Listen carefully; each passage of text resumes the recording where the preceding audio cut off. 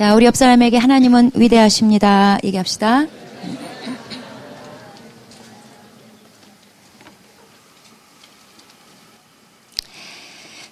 네, 오늘 말씀 출애굽기 2장 23절부터 3장 4절까지입니다. 저랑 한 절씩 읽도록 하겠습니다. 여러 해 후에 애굽 왕은 죽었고 이스라엘 자손은 고된 노동으로 말미암아 탄식하며 부르짖으니 그 고된 노동으로 말미암아 부르짖는 소리가 하나님께 상달된지라.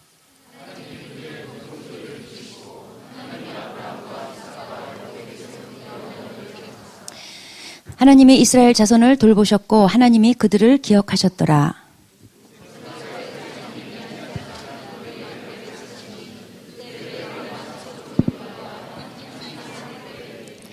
여호와의 사자가 떨기나무 가운데로부터 나오는 불꽃 안에서 그에게 나타나시니라. 그가 보니 떨기나무에 불이 붙었으나 그 떨기나무가 사라지지 아니하는지라.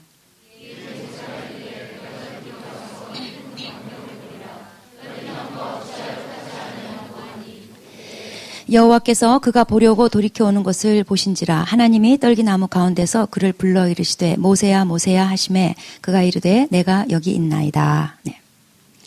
출애굽기 2장은 모세가 출생한 때로부터 80세 때까지 사적이 기록되어 있는 말씀입니다. 오늘 본문 말씀은 모세가 80되던 해에 하나님이 모세를 역사적 무대로 불러내시는 내용입니다. 23절에 보시면은 2장 23절에 보시면은 여러 해 후에, 그러니까 모세가 이제 80이 되었을 때요. 우리 지난번 이 앞에 말씀은 40대 일어났던 얘기고 이제 오늘 이제 80을 됐을 때 일어난 사건입니다. 여러 후에 애굽 왕은 죽었고, 그러니까 여기서 애굽 왕은 모세를 죽이려고 했던 그 왕은 이제 죽었다는 거예요. 이스라엘 자손은 고된 노동으로 말미암아 탄식하며 부르짖으니 그 고된 노동으로 말미암아 부르짖는 소리가 하나님께 상달된지라. 부르짖으니까 여기서 이제 부르짖었다는 것은 이제 하나님께 부르짖어 기도했다는 얘기예요. 이 내용이 신명기 26장 7절에 다시 기록되어 있는데 하나님께 부르짖었다고 기록되어 있어요. 그 부르짖는 소리가 하나님 귀에 들렸다는 거예요.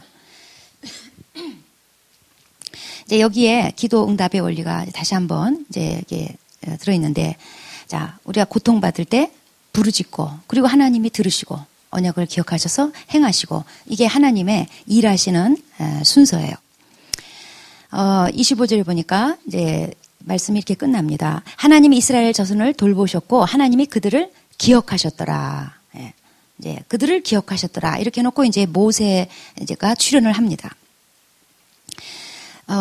여기서 하나님이 기억하셨다는 것은 하나님이 잊어버리고 있다가 갑자기 밑에서 막 기도 소리가 올라오니까 화들짝 놀래가지고 기억하시고, 그게 아니고요. 여기서 기억하셨다 이것은 늘 마음속에 간직하고 계셨다는 뜻이에요.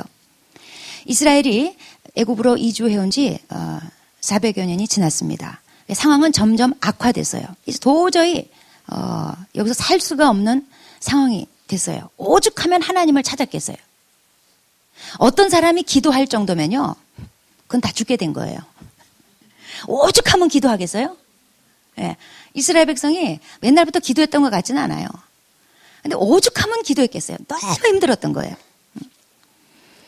그러니까 하나님이 기억하셨다 이것은 하나님이 약속해놓고 잊어버렸다는 게 아니고 아마 이스라엘 백성은 그렇게 생각할 수 있었을 거예요. 하나님 우리를 잊어버리셨나 보다. 또는 우리를 버리셨나 보다. 아니면 하나님이 안 계시거나. 그렇지 않고서 이렇게 힘들 순 없다. 그런데 성경은 딱 말씀합니다. 하나님이 그들을 기억하셨더라는 거예요. 한 번도 잊은 적이 없어요. 다만 때가 아직 안 된 거예요. 이제 이스라엘 백성이 처음에 애굽 올 때 70명으로부터 출발했어요. 지금 이제 거의 인구가 뿔고 불어가지고 거의 250만 명에 가깝게 됐습니다. 하나님은 그 때가 차기까지 기다리셨어야 됐어요. 또 이스라엘 백성이 간절히 하나님을 찾는 상황이 오기까지 하나님은 기다리셨어야 했어요. 그리고 이제 이스라엘 백성이 들어갈 땅, 가나안 땅이 이스라엘 백성이 들어갈 만한 상황이 되도록 하나님은 기다리셨어야 됐어요. 그렇게 되는데 한 400년이 필요했던 거예요. 하나님은 절대로 우리를 잊지 않으십니다. 때가 안 됐을 뿐이에요. 자, 우리 옆 사람한테 때가 안 됐을 뿐입니다. 네. 내가 힘든 시간 동안 나는 잘 모르고 있지만 하나님은 하고 계신 일이 있어요. 그럼 날 늘 기억하세요. 절대 잊지 않으세요. 그리고 하나님은 모세도 기억하셨어요. 미디안 광야에 버려진 것 같았지만 하나님께서 40년 동안 모세에게 하신 일이 있었어요. 성경의 40이라는 숫자는 시험 또는 훈련의 숫자예요. 그래서 이스라엘 백성이 광야 40년 시험 받아가지고 40년을 빙빙 돌았고, 또 예수님이 광야에서 40일 동안 금식하면서 기도하셨어요. 이 40은 훈련의 숫자예요. 이제 때가 되니까 이 40년이 지나고 나니까 모세한테도 먼저 찾아오셔서 오늘 3장 말씀같이 모세를 부르셨어요. 3장 1절에 보시면 모세가 그의 장인 미디안 제사장 이드로의 양떼를 치더니, 자, 우리 지난번에는 모세의 장인 이름이 르우엘로 소개가 됐는데 여기 보면 이드로라고 돼 있어요. 그러면 장가를 2번 갔을까? 그게 아니고요. 같은 이름이에요. 아마 하나는 그냥 이름일 거고 하나는 아마 존칭일 것 같다. 이제 그렇게 성경학자들이 보고 있습니다. 어쨌든 같은 인물이에요. 모세가 40년 동안 계속 양떼를 쳐왔다는 거예요. 그러니까 지금 80인데 나는 이제 궁금한 게 이 아들은 어디 갔는지 좀 궁금해요. 하여튼 아들은 양떼 치는 자리 안 나와요. 어쨌든 이제 모세가 지금 양떼를 쳐요. 자, 그 양떼를 광야 서쪽으로 인도해서 이제 호렙산에 도착했다는 거예요. 당시에 양 치는 거는요, 출퇴근하면서 치는 게 아니에요. 양을 한번 치려면은 양떼가 많기 때문에 한번 풀 뜯어 먹으면 그냥 싹쓸이 하는 경우가 많아요. 그래서 양떼를 칠 때 보통 이제 목자들이 양을 데리고 풀 있는 목초지 있는 좋은 목초지를 찾아서 멀리를 떠나가지고 때로는 막 몇 달씩 있다가 오기도 하고 그랬습니다. 그 이제 모세가 양떼를 데리고 하여튼 호렙산까지 갔다는 거예요. 2절에 보면은 여호와의 사자를 바로 그 산에서 만나게 돼요. 여기서 여호와의 사자라는 것은 성육신 하기 전에 그리스도를 말합니다. 근데 호렙산에 딱 갔는데 아주 특이한 광경이 모세의 주목을 끌었어요. 그러니까 떨기나무가 있는데 거기 불이 붙었어요. 그러면 나무니까 불이 붙었으면 타다가 그 나무가 이제 쓱 하고 쓰러져야 되는데 나무가 불이 붙었음에도 불구하고 안 없어지는 거예요. 마치 쇠에 붙은 것처럼 계속 타는 거예요. 그거 참 희한한 광경이에요. 그래서 모세가 궁금했어요. 그 자세히 보려고 그 가까운 데로 갔어요. 그런데 여기 4절에 보면은 하나님이 그 떨기나무 가운데서 모세야, 모세야. 그러니까 모세가 답을 합니다. 내가 여기 있나이다. 모세가 놀란 점 3가지가 있어요. 사막지대에서 불이 나면은 큰일 나요. 끄기 힘든 불이죠. 물이 있어야죠. 이게 산불로 이어질 건데, 그러니까 일단 불이 보이니까는 깜짝 놀랐고, 그 다음에 가까이 가서 보는데 그 나무가 없어져야 되는데 타서 없어지질 않는 거예요. 떨기나무라는 건 뭐냐면 가시덤불. 그러니까 별로 힘없는 덤불이에요. 이거는 불 붙으면 금세 푹 꺼져야 돼요. 근데 계속 꼿꼿하게 서서 타고 있기만 한 거예요. 그리고 3번째로 놀란 것은 거기서 하나님 음성이 들렸다는 거예요. 이날 모세 인생에 3번째로 큰 전환점이 왔습니다. 또 이스라엘 역사에도 큰 전환점이 생긴 날이에요. 하나님이 이스라엘한테 말씀하신 거는 지금으로부터 400년 전 일이에요. 하나님이 이스라엘 백성에게 마지막으로 말씀하신 게 언제냐면 저기 앞에 창세기 46장 1절부터 4절까지 보면은 야곱한테 야, 애굽으로 가는 거 두려워하지 말라. 내가 너와 함께 해주겠다. 그냥 편하게 가라. 이렇게 격려해 주실 때 말씀하신 적이 있어요. 그게 마지막이었어요. 그때는 애굽으로 가라. 이렇게 말씀하시려고 찾아오셨고 지금은 이제 모세한테 애굽에서 그 백성 꺼내라. 이러려고 이제 모세를 찾아오셨어요. 하여튼 하나님은 이제 모세를 이제 부르시는데 직접 이름을 부르셨다는 거예요. 하나님은 자기 백성을 단체적으로 취급하는 것뿐만 아니라 개인적으로 아시고 이름을 부르시는 분이세요. 이사야서 40장 26절에 보면 주께서 창조한 그들의 모든 이름을 부르신다고 그랬어요. 그럼 여러분의 이름도 지금 부르시는 거예요. 예. 우리는 못 들을 뿐이에요. 부르시는 거예요. 가끔 이제 이런 얘기를 하는 사람들이 있어요. 어떤 사람이 하나님 성 들었다며 김장로 그랬다는 거예요. 제가 보기에는 김장로 그런 것 같지 않아요. 자기 이름을 불렀는데 자기가 그냥 그렇게 듣고 싶은 거예요. 또 뭐 김목사 이렇게 불렀다는 거죠. 제가 보기에는 이름 부른 거예요. 자기가 그냥 그렇게 들리는 거예요.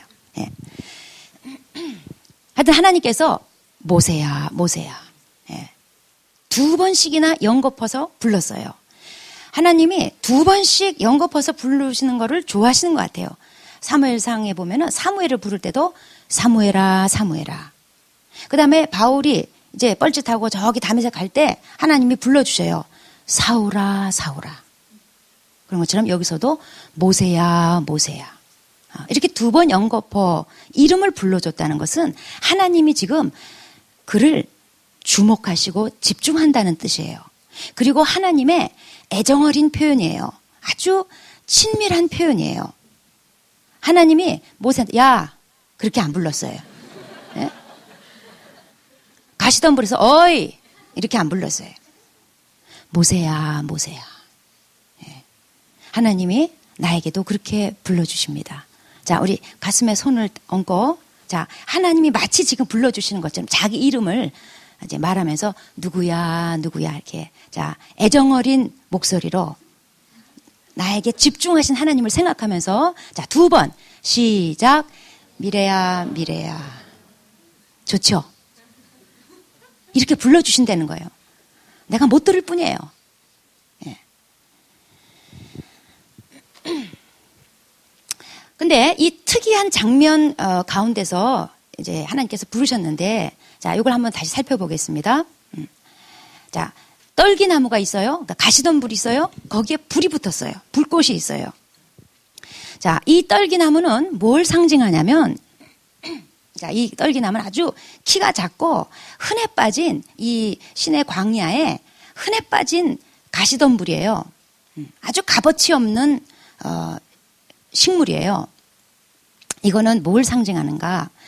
노예 생활하고 있는 보잘것없는 이스라엘 민족을 상징하는 거예요. 또 하나는 80세 양치기 노인 초라한 모세의 모습을 상징하는 거예요. 그냥 미디안 광야에 가시덤불 같은 늙은이 모세. 그 다음에 여기서 이제 불꽃이라는 것은 뭘 상징하냐면은 원래 불이라는 것은 성경에 연단 또는 시련의 불을 의미하는 거예요. 또 여기서 불꽃이라는 것은 2번째 의미로 하나님을 의미하는 거예요. 하나님이 함께 하신다는 것을 의미하는 거예요. 2절에 보면은 여호와의 사자가 불꽃 안에서 그에게 나타났다고 그랬어요. 불꽃으로부터 나타난 거예요. 그러니까 이 불꽃은 하나님의 임재를 상징하는 거예요. 예. 이걸 합치자면 이런 뜻입니다. 볼품없는 가시덤불 같은 이스라엘 민족에게 하나님이 불 같은 연단을 지금 주고 계셔요. 그런데 하나님이 함께 하심으로 인해서 이스라엘 백성은 멸절되지 않는다는 거예요. 멀쩡하게 살아있다는 거예요. 애굽에서 얼마나 학대를 하고 그 억지를 말리려고 별짓 다 했잖아요. 그런데 오히려 숫자만 늘어나고 멀쩡하게 살아있어요. 다니엘서 3장에 보면은 다니엘 세 친구가 풀무불에 모함받아가지고 던져져요. 죽어야 돼요. 들어가자마자 얼마나 불이 뜨거운지 집어넣는 사람이 빨려 들어가 그냥 저거서 죽어버렸어요. 근데 이 세 사람이 딱 그 안으로 던져졌는데 세상에 바깥에서 보니까 왕이 깜짝 놀랐어요. 3명 집어 던졌는데 4명이 다니는 거예요. 그 중에 한 명이 바로 하나님이세요. 예수 그리스도께서 그 자리에 오신 거예요. 그걸 놀래가지고 꺼내봤더니 끄름도 없었어요. 조금도 머리털 하나 다치지 않고 그대로 살아나왔어요. 하나님이 함께 하셨기 때문에 풀무불에서도 살아난 거예요.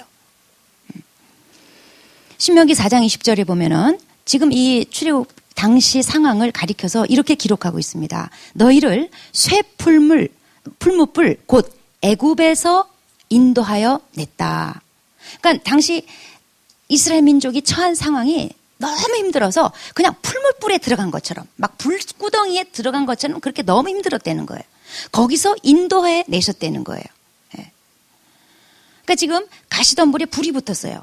이스라엘 민족이 정말 이렇게 불 가운데 있는 것처럼 너무 힘든 거예요. 그런데 하나님 함께 하시기 때문에 살아남아요. 멀쩡해요. 그 불은 하나님 주신 거기 때문에 살아남는 거예요. 자, 이것은 모세 상황에게도 적용이 됩니다. 모세로 말할 것 같으면 이미 인생의 전성기는 다 갔어요. 뭔가 새로운 일을 시작하기에는 너무 나이가 많이 들었어요. 80이에요. 힘도 다 빠지고 패기도 없고 열정도 다 사라졌어요. 그래서 모세로 말할 것 같으면 이제 인생이 다 타버려서 주저앉을 것 같은 그런 상황이었어요. 40년 광야 연단의 풀무불에 던져진 모세.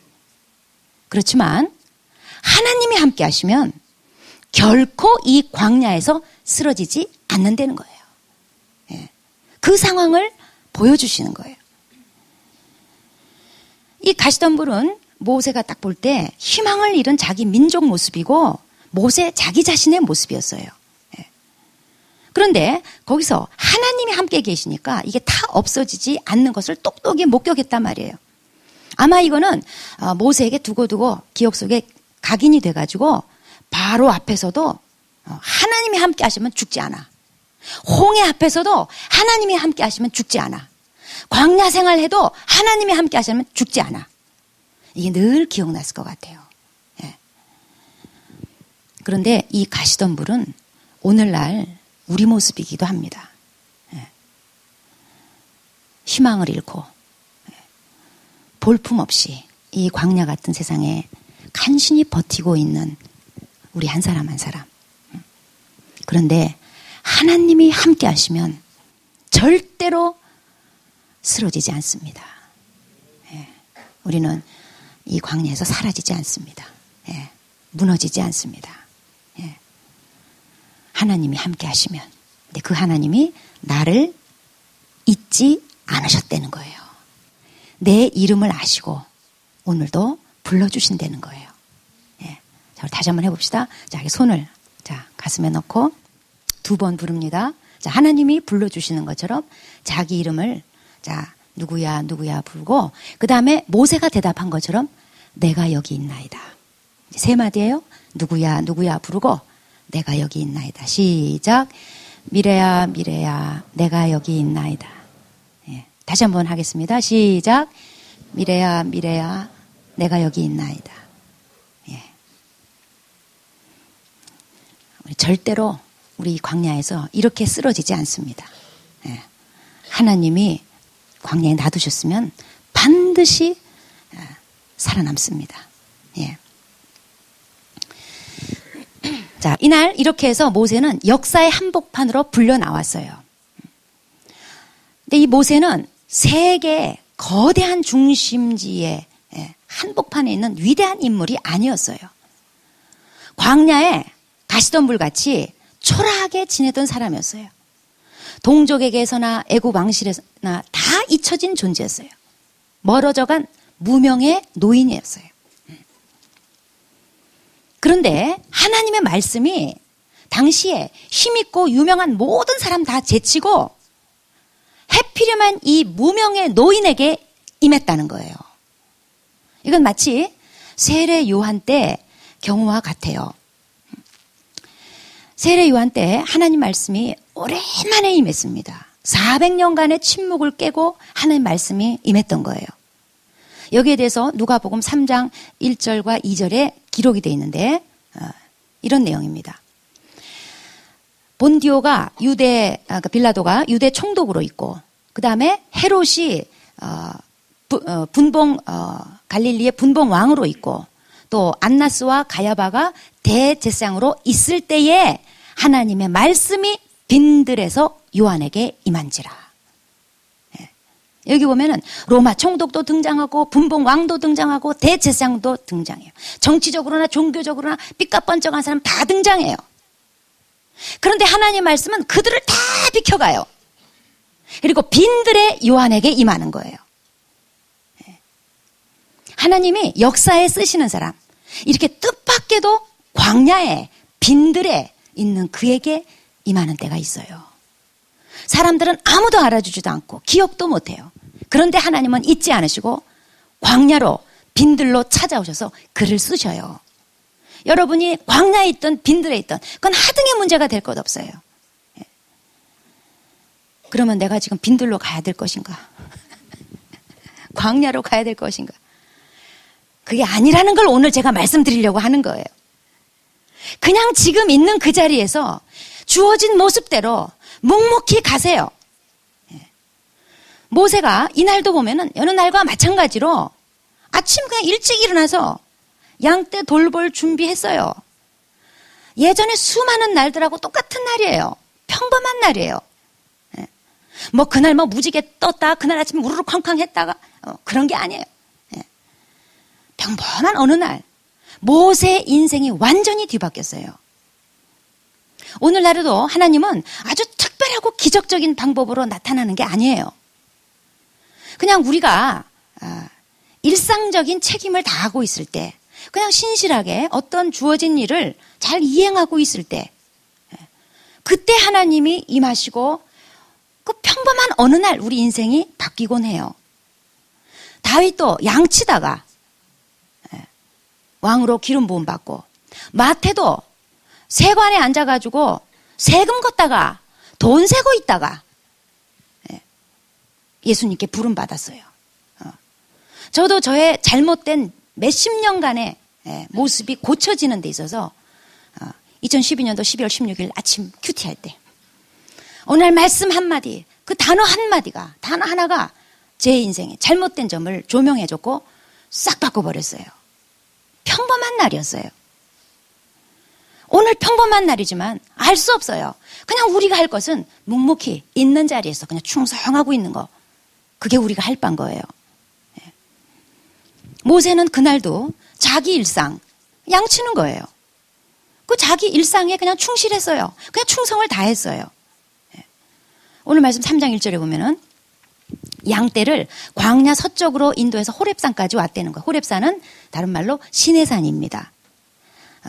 상당히 먼 거리, 얼마나 먼지는 모르지만 하여튼 상당히 먼 거리예요. 지도 한번 보시겠습니다.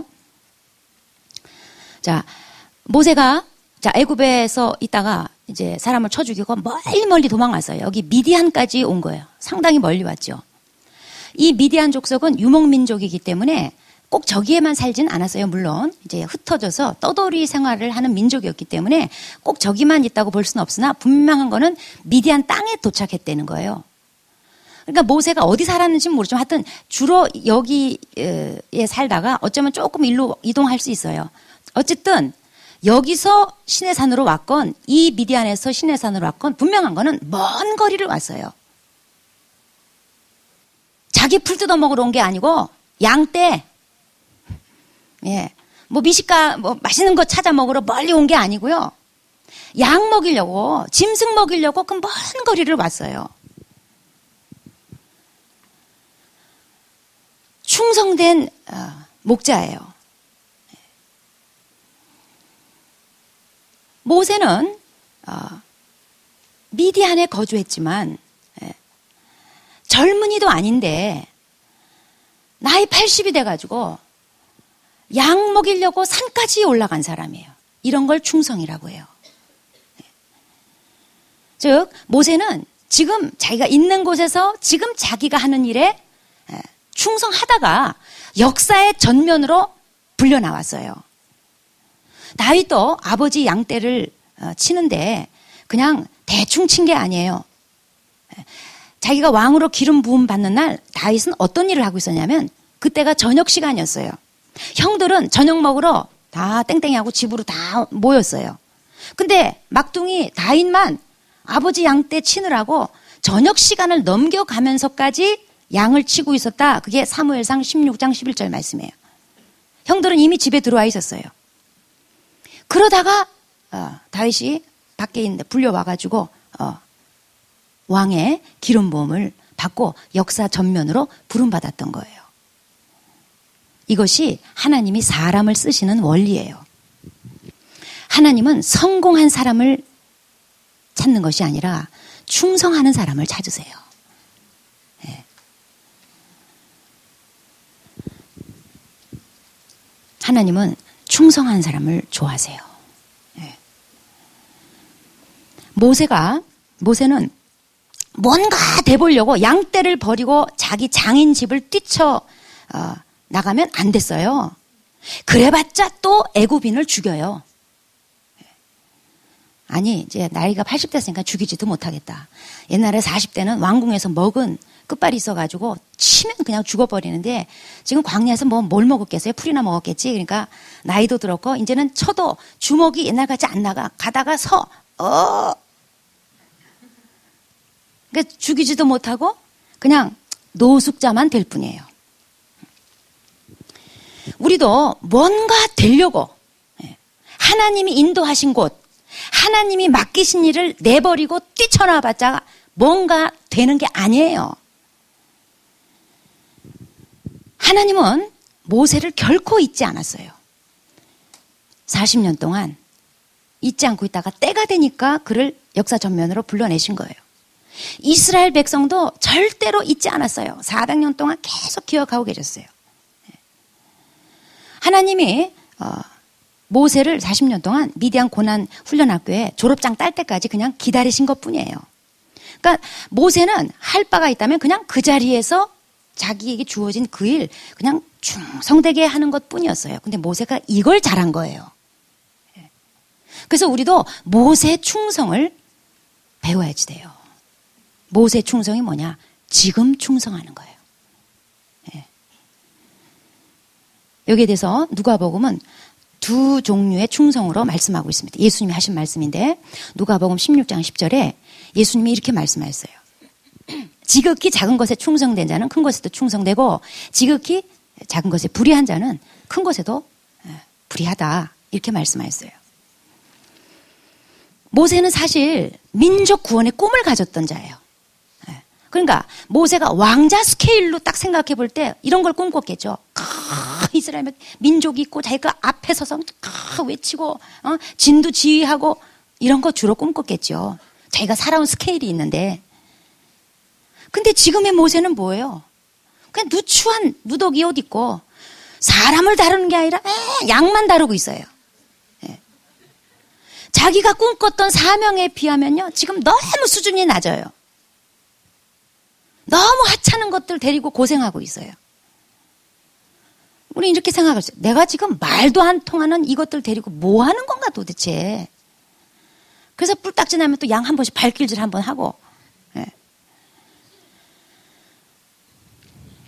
그런데 사실 모세는요 지금 자기도 모르는 사이에 작은 것에 충성하는지 안 하는지 그 테스트를 통과하고 있는 거였어요. 근데 그걸 잘 통과했어요. 우리도 그래요. 내 꿈이 거창하고 비전이 거창해요. 할 일 엄청 많은 것 같아요. 내가 사랑하는 게 이 셀에 갇혀가지고 이럴 인간이 아니에요. 그런데 이게 테스트 기간이에요. 작은 것에 충성하는지 그게 통과돼야 큰 것이 맡겨져요. 그 다음에 두 번째 충성 원리는 남의 것에 충성해야 된다는 거예요. 예수님께서 너희가 만일 남의 것에 충성하지 아니하면 누가 너희에게 너희 것을 주겠느냐 이렇게 말씀하셨어요. 모세가 지금 양떼를 친 거는요 자기 게 아니에요. 이게 지금 중요한 거예요. 오늘 3장 1절에 보면은 그의 장인 이드로의 양떼라는 거예요.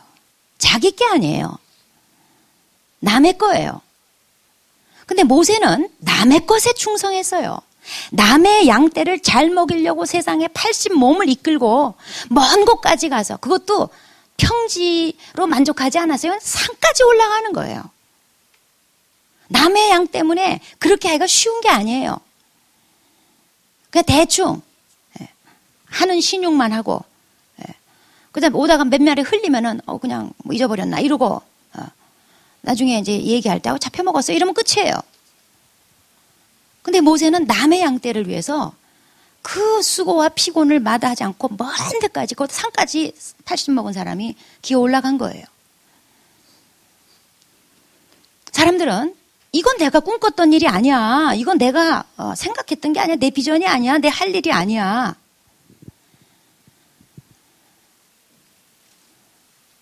이러면서 내가 이 다음에 그런 거 맡으면 내가 꿈꿨던 거, 내가 생각했던 거, 내가 하고 싶은 거 그거 맡으면 그때 내가 열심히 충성할 거야. 그러니까 지금은 아니야.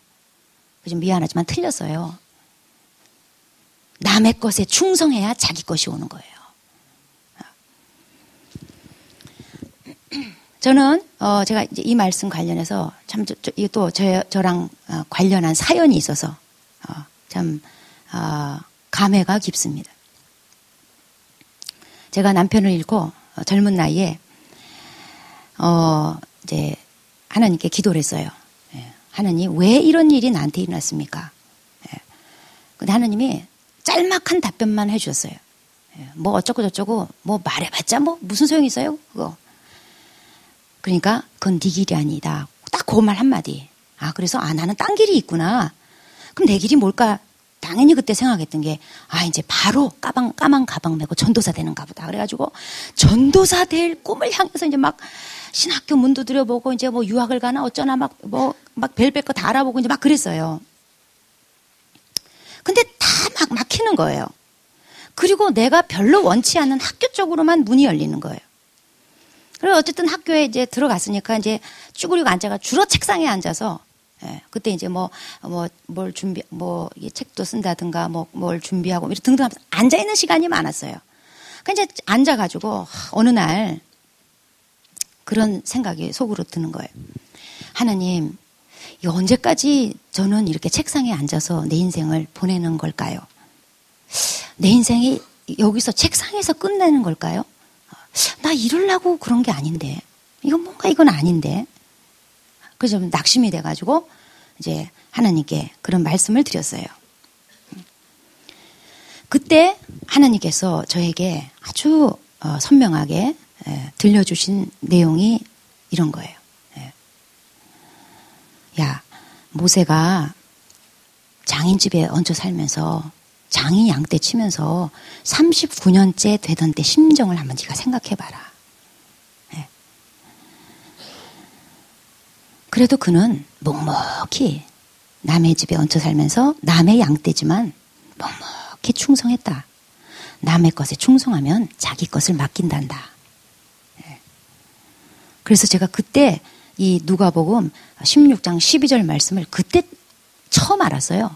그 전에 읽긴 읽었겠지만 제 눈에 들어오지 않았는데 이런 말씀도 있구나. 그전에는 그냥 작은 것에 충성한 자가 큰 것을 만다는 것만 알았지 남의 것을 충성한 자에게 자기 걸 맡긴다는 건 제가 미처 몰랐었어요. 근데 그날 알았어요. 그래서 제가 하나님께 알았다고 그랬죠. 그래서 책상에서 충성했죠. 그러다가 어느 날 이렇게 찬양 사역의 길이 이렇게 열려가지고 열렸다기보다 떠밀렸어요. 그냥 제가 이렇게 나서야 되는 떠밀려가지고 시작했어요. 저는 그 일이 제 일이 아닌 거 알았어요. 근데 충성했어요. 신학교에서 강의하는 길이 열렸어요.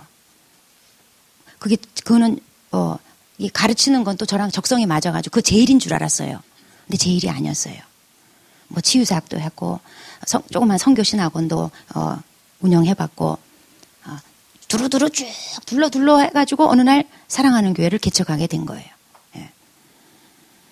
제가 지나고 보니까 그 둘러왔던 모든 길이 다 남의 것이었어요.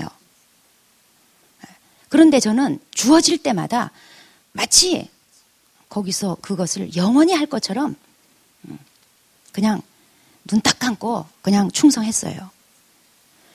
그 결과 지금 제가 목회하는데 그 저의 둘러 왔던 길이 얼마나 도움이 많이 되는지 몰라요.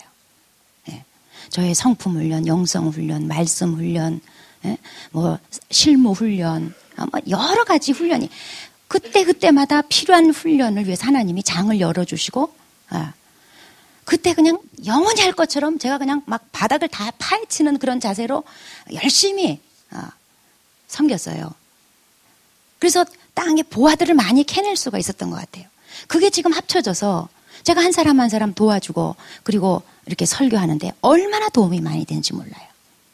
제가 만약에 그냥 처음부터 목회만 했다면 아마 오늘날에 저는 없었을 것 같아요.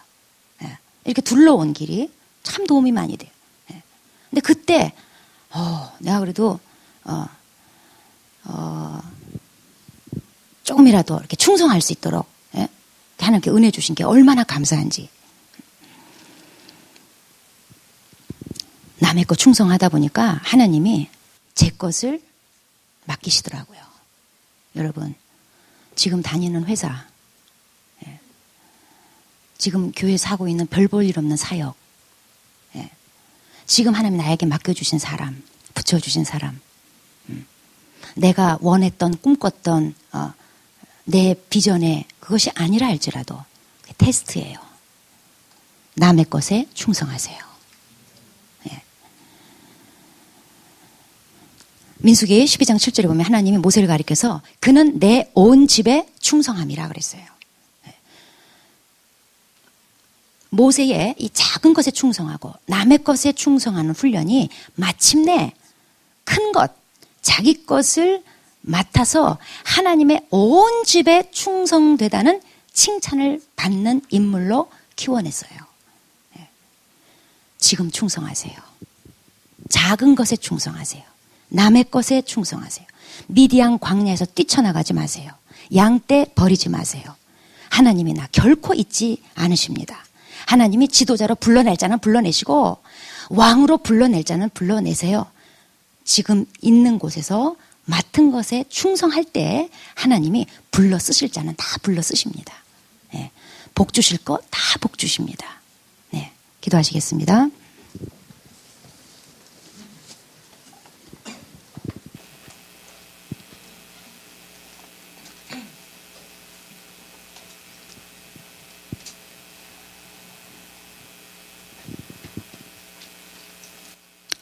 네, 하나님이 나를 절대로 잊지 않으십니다. 내가 빈들에 있든 광야에 있든 어디 있든지 절대로 잊지 않으십니다. 40년이 지나도 안 잊고 400년이 지나도 안 잊으셔요. 영원히 잊지 않으세요. 그러니까 하나님이 지도자로 부를 자는 불러내고 왕으로 불러낼 자는 어디 빈들에 있어도 불러내십니다. 그러니까 여러분 조바심 갖지 마세요. 그냥 내가 할 일이 있다면 묵묵히 지금 있는 곳에서 지금 주어진 작은 일, 그리고 남의 일처럼 보이는, 남의 것처럼 보이는 그것에 그냥 충성하는 거, 그게 나의 할 바입니다.